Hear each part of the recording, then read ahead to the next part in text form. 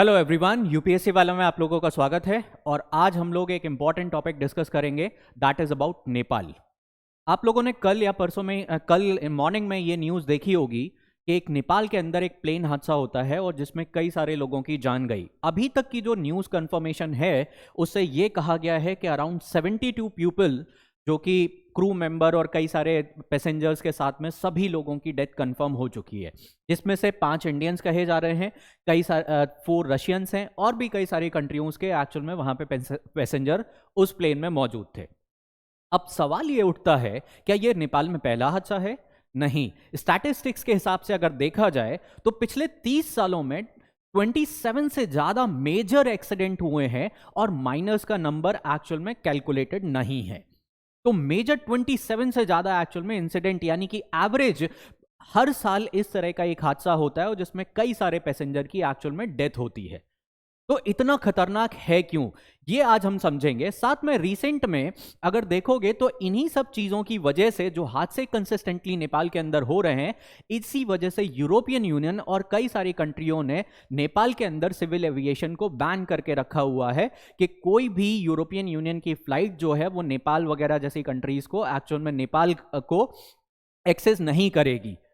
तो ये कारण क्या है, क्या रीजन है जिसकी वजह से नेपाल में कंसिस्टेंटली इस तरह के हादसे राइज हो रहे हैं? अगर मैं देखूं तो इसको मैं 3 हिस्सों में बांट सकता हूं कि जो एक्चुअल में रीजन है कि उन रीजन का कारण क्या है, कि what make flying the risky in Nepal. तो इसको मैं 3 हिस्सों में बांट सकता हूं। पहला जो हिस्सा है वो है एक्चुअल में नेपाल की अपने जो सिविल एविएशन स्टैंडर्ड हैं उनकी वजह से। यानी कि नेपाल के अंदर जब भी इस तरह के चीज़ें वहाँ पे डेवलप करी जाती हैं तो उनका जो क्वालिटेटिव मेजरमेंट है या जो क्वालिटी है वो एक्चुअल में सब स्टैंडर्ड लेवल की है। एक जो इंटरनेशनल लेवल पे स्टैंडर्ड्स की जो रिक्वायरमेंट होती है वो एक्चुअल में वहाँ पे नहीं है। और उसके कारण आप लोग जानते हैं कि कहीं ना कहीं करप्शंस और कॉस्ट, बहुत सारे फैक्टर्स उसके कारण हो सकते हैं। तो पहला कारण तो हमें ये सिंपली समझ में आता है कि सब स्टैंडर्ड लेवल के सिविल एविएशन सेफ्टी मेजर्स के लेने के कारण इस तरह की जो दुर्घटनाएं हैं नेपाल में कंसिस्टेंटली राइज हो रही। बट ये अकेला कारण नहीं है। इसके अलावा जो सबसे इंपॉर्टेंट रीजन है वो एक्चुअल में है वहां की ज्योग्राफी। ठीक है। दूसरा इंपॉर्टेंट चीज है, ज्योग्राफी के साथ साथ वहां पे वेदर कंडीशंस जो है वो एडवर्स होने की वजह से। अब ज्योग्राफी की अगर बात करें तो थोड़ा सा हमें इसको ज्योग्राफिकल पॉइंट ऑफ व्यू से समझना पड़ेगा कि जैसे अगर हम बात कर रहे नेपाल के बारे में कि नेपाल की टोपोग्राफी किस तरीके की है। नेपाल की टोपोग्राफी फॉर्म हुई है यूरोपियन प्लेट, यू के प्लेट की वजह से, प्लस इंडियन ऑस्ट्रेलियन प्लेट के मूवमेंट की वजह से। यानी कि जो टेक्टोनिक प्लेट्स हैं जब वो आपस में कहीं ना कहीं कन्वर्ज हुई और उनके बीच में जो टेथिस सी एग्जिस्ट करता था वो स्क्वीज हुआ, उसकी वजह से एक्चुअल में हिमालयाज माउंटेन फॉर्म हुए थे और इन्हीं हिमालयाज माउंटेन के ऊपर नेपाल स्टैब्लिश है। अब हिमालयस माउंटेन के साथ एक प्रॉब्लम है कि हिमालयन माउंटेन एक फोल्डेड माउंटेन है जो कि अभी भी फॉर्मेशन फेज में है, वो अभी भी कंप्लीटली डेवलप नहीं हुआ, वो ग्रेजुअली अभी डेवलपिंग फेज में है। इसकी वजह से वो अनस्टेबिलिटी ज्यादा एक्वायर करके रखता है, यानी कि वो अर्थक्वेक प्रोन जोन हो जाता है। प्लस हिमालयस की जो हाइट है वो बहुत ज्यादा है, हिमालयस की हाइट ज्यादा है, प्लस उसका फॉर्मेशन अगर देखा जाए स्टीप माउंटेन स्लोप है। एक तरीके से अगर किसी भी प्लेन के मैन्यूवरिंग के लिए अच्छा खासा स्पेस की रिक्वायरमेंट होती है, जैसे आपने देखा होगा पैसेंजर्स प्लेन जो आते हैं तो उनके मूवमेंट के लिए उनको मैन्यूवरिंग प्लेस चाहिए, तो वो मैन्यूवरिंग प्लेस वहां पे सफिशिएंट देखने नहीं मिलते। जैसे कि अगर हम देखें यहाँ पे पिक्चर्स में देख पा रहे होंगे कि देखो इस तरीके के एक्चुअल में वहां पे जो लैंडिंग प्लेटफॉर्म्स हैं या जो एयर स्ट्रिप्स हैं वो एक्चुअल में बनाई जाती हैं। ठीक है, इस तरह की टोपोग्राफी तुम्हें देखने मिलेगी जहां पे फोल्डेड माउंटेन स्टीप के साथ है, साथ में बहुत सारे फॉरेस्टल एरियाज भी देखने मिलता है।